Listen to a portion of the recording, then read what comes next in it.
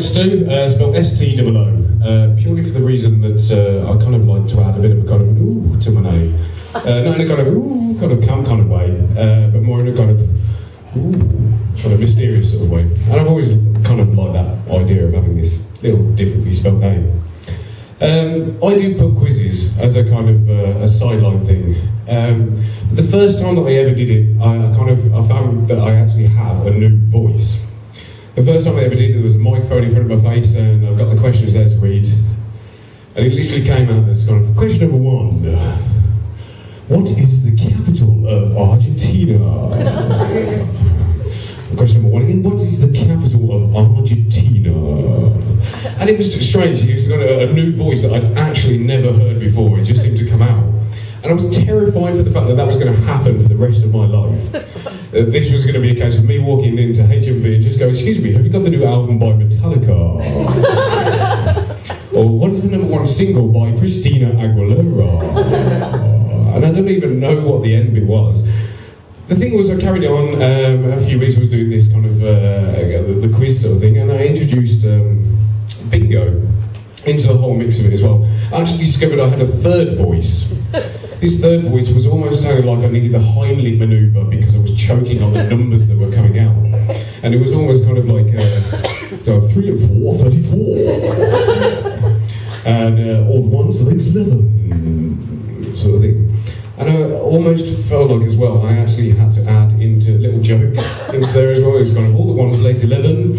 On its own, number 1, Heather Mills. Heather Mills, number 1. That kind of one went down as well. So. But I love the fact that I've got this kind of like new voice. So I almost felt like I wanted to audition to be one of these people that do their voices for the self-service checkout counter at Tesco, where their little lady just says to you, please insert your card into the reader. And I was like, I could do that. But I'm getting a little bit of a complex from these self-service counters thing. I feel like they're actually trying to say something about my sex life. I know it's been a while, but I was at a self-service checkout the other day. Not a sex service checkout. That'd be even better. Please insert something else into the reader. I was at a self-service checkout the other day. And I put the items through, and it comes up unexpected item in bagging area. Now I know it's been a while, but there's no reason to call condoms unexpected. One of the things that a friend of mine actually the other day told me a new tip on actually meeting women. And I want to share this kind of with you because it is a great tip to be if you want to meet women. I know there's a couple of people here who obviously don't want to go out there and meet women. I'm not pointing at any. I am pointing. But it's this thing where you actually go and you meet a woman in a club, take loads and loads and loads of drugs, and then end up in A&E together. At least I think that's what speed dating is, anyway. Sorry, there's another one. One of these things recently, actually, I've kind of got into the habit of actually writing complaint letters and thank you letters to companies just because I'm bored out of my brain a lot of the time. And I want to share these kind of with you because I want some of you to come along with me and do these things as well. Is anybody here called George, by the way? Do you know, I did this last time and nobody's called George. There is a lack of Georges in the country. Does anybody know somebody called George? Yeah, thanks. 2 people called George. 2 people called George. Jesus Christ, you brought them along tonight because this would have worked a lot better. Tell your friend George to send a thank you letter to Asda, thanking them for already sewing the name tag in the label of their clothes.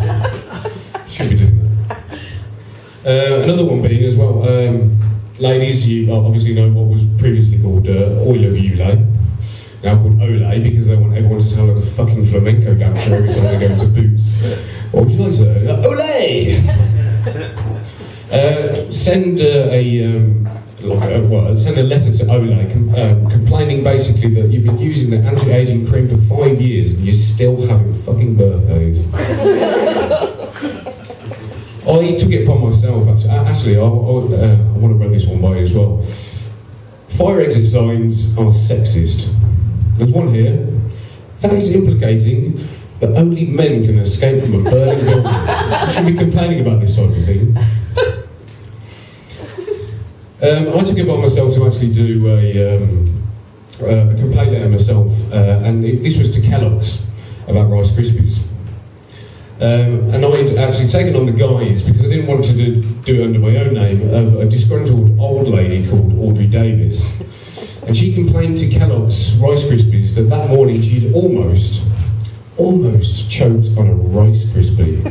I saying you almost choked on a Rice Krispie is almost like saying that you nearly slipped on a wet floor but you weren't there that day. So what I did is I sent in a complaint letter saying, I almost choked on a Rice Krispie this morning. And unfortunately, the big company that Kellogg's actually is, they took it quite seriously. So they sent me a letter saying, we're sorry to hear about your near-death experience. But we've sent you a sample bag to send you a sample of the Rice Krispies that you almost choked on. Now, by this point, I had to play them their own game. Unfortunately, I couldn't actually send them to Rice Krispies because he would have gone nowhere. So what I did is I sent them a Weetabix. Now, I haven't heard back from them yet. I can only assume they're doing scientific experiments on what can only be described as a giant Rice Krispie. But when they do come back to me, I'll be sure to let you all know. Thank you. Stoo Pittaway.